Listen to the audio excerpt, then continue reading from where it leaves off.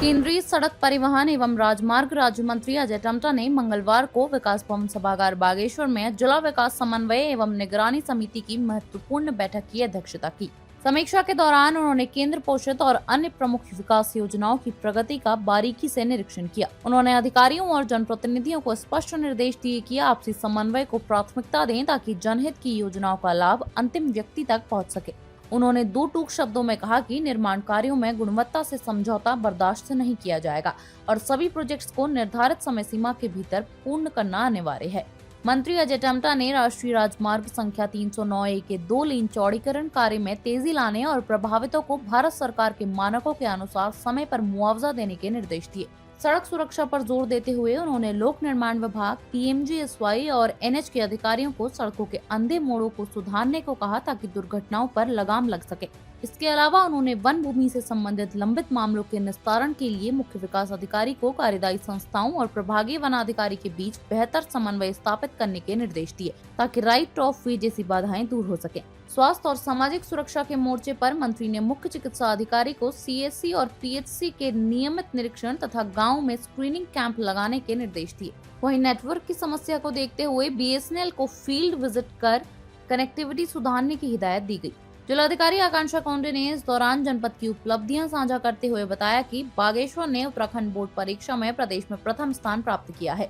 साथ ही उन्होंने kiwi mission, कुटकी उत्पादन और औषधि काले धान की खेती में मिल रही सफलता और मनरेगा के तहत सृजित 5 करोड़ 40 लाख मानव दिवसों की प्रगति रिपोर्ट भी प्रस्तुत की। इस उच्च स्तरीय बैठक में विधायक पार्वती दास, विधायक सुरेश गढ़िया, दर्जा राज्य मंत्री शिव सिंह बिष्ट, दर्जा राज्य मंत्री भूपेश उपाध्याय, जिला पंचायत अध्यक्ष शोभा आर्या, नगर पालिका अध्यक्ष सुरेश खेतवाल, पुलिस अधीक्षक जितेंद्र मेहरा, CDO RC तिवारी और अन्य जिला स्तरीय अधिकारी और जनप्रतिनिधि मौजूद रहे।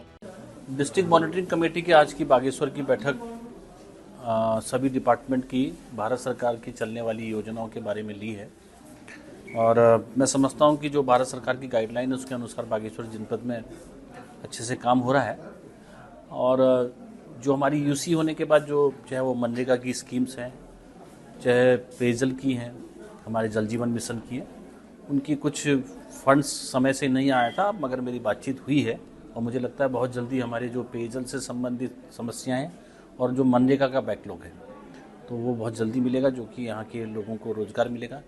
कृषि विभाग का भी मुझे जो रिज़ल्ट मिला है वो बहुत अच्छा मिला है।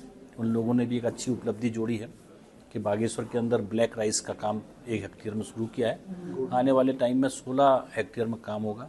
बकरी पालन के काम के माध्यम से भी लोगों को बहुत अच्छा रोज़गार मिल रहा है पशुपालन डिपार्टमेंट के माध्यम से। और बहुत बधाई मैं देता हूं, आज मुझे शिक्षा विभाग ने अच्छी जानकारी दी कि हमारे बागेश्वर जनपद आज शिक्षा के क्षेत्र में जिसने बहुत बड़ा नाम किया और बच्चे आज यहाँ से जिन्होंने मेरिट में भी लिया और टॉपर पहला स्थान पूरे प्रदेश में पाया, मुझे बहुत खुशी है। आज की शिक्षा है, सड़क है और अभी हमारे NH के प्रोजेक्ट, ये बहुत बड़ा काम बागेश्वर और अल्मोड़ा ज़िले के लिए है, क्योंकि बागेश्वर ज़िला ही 97 में अलग हुआ अल्मोड़ा ज़िले से।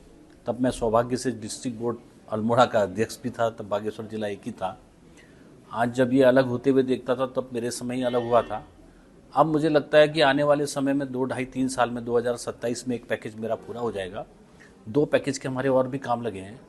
ये काम जिस प्रकार से 2 लेन का काम चल रहा है उस हिसाब से मैं कह सकता हूँ कि बागेश्वर की दूरी और समय बहुत ज़्यादा बचेगा। और एक अभी मैंने एक नई DPR NHAI DCL के माध्यम से हम लगा रहे हैं, जो कि भवाली से लेकर भवाली भीमताल के बीच में कहीं से अल्मोड़ा को हम टनल और कहीं पर रोड्स, ऐसी मैंने DPR लगाई है कि अगर ऐसी पॉसिबिलिटी आई DPR में तो मुझे लगता है कि हमारी अल्मोड़ा की दूरी भी हल्द्वानी से काफ़ी कम हो जाएगी। और ये रोड बनने के बाद भी हमारी अल्मोड़ा से बागेश्वर की दूरी भी करीब 40%, 30% समय हमारा सेविंग होगा। देखिए, सरकार ने अपने समय पे काम भी किया था।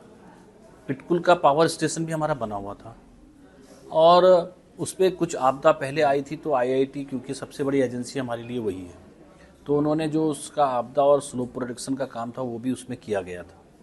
मगर उसके बावजूद भी दोबारा से वो पूरा का पूरा डैमेज हो गया है और आपदा के कारण से डैमेज हुआ है।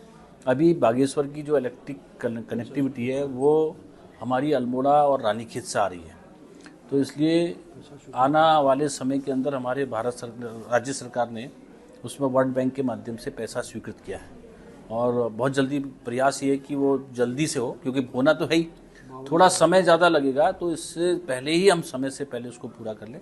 पैसे की कोई दिक्कत नहीं करेंगे, पैसा उसमें पर्याप्त है। मुझे तो समझ में नहीं आता, आजकल तो फ़ोन का इतना बड़ा प्रॉब्लम नहीं है।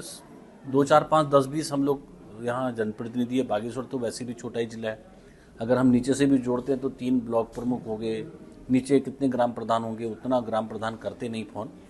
तो मुझे लगता है कि विधायक भी 2 सीटें विधायक की हैं। सांसद मेरा तो ऐसा कुछ है नहीं कि भी मुझे लगता रहता, बातचीत होती रहती है। तो ये शिकायत है, मैंने आज बोला है कि ऐसा भविष्य में ना हो। देखिए, मेरे को ऐसा है कि मेरे को जो लगता है यहाँ पर जो ओपीडी है वो मेरे पिथौरागढ़ और अल्मोड़ा से भी ज़्यादा है। और मैंने अभी काफ़ी चीज़ें ली हैं, क्योंकि यहाँ पर को डायलिसिस के लिए भी उन्होंने अच्छी व्यवस्था की है। ओवर प्रेशर है, देखिए ओवर प्रेशर के कारण से क्या प्रॉब्लम आ रही। अगर कोई कर्मचारी किसी प्रकार की अपने कार्य के प्रति अनियमितता कर रहा है, मैंने जांच के आदेश दिए हैं, उस पर कार्रवाई करें और उसको तत्काल उस पर कार्रवाई करें और ऐसी शिकायत दोबारा ना आए। देखिए, कपकोट के अंदर जो भी सड़कें हमारी, मैं भी पिछले बार कई बार, क्योंकि मेरा पार्लियामेंट्री क्षेत्र है, क्योंकि जिस प्रकार से हर बार आपदा आती है तो कपकोट में बहुत सारा नुकसान होता है और नुकसान का सीधा सीधा असर सड़क पर होता है। और सड़क पर होने के कारण से उसको मेंटेनेंस करने के लिए भी हम लगातार प्रयास करते हैं। अब आपदाएं लगातार कपकोट में और कुछ पहाड़ी क्षेत्रों में, जैसे मेरे पिथौरागढ़ के और बॉर्डर धारचूला में, इधर बहुत सारी समस्याएं आपदा को लेकर है। और उससे क्या है कि हमारे सड़क चाहे कितनी भी अच्छी क्वालिटी की बनाएं तो सड़क नहीं रहती।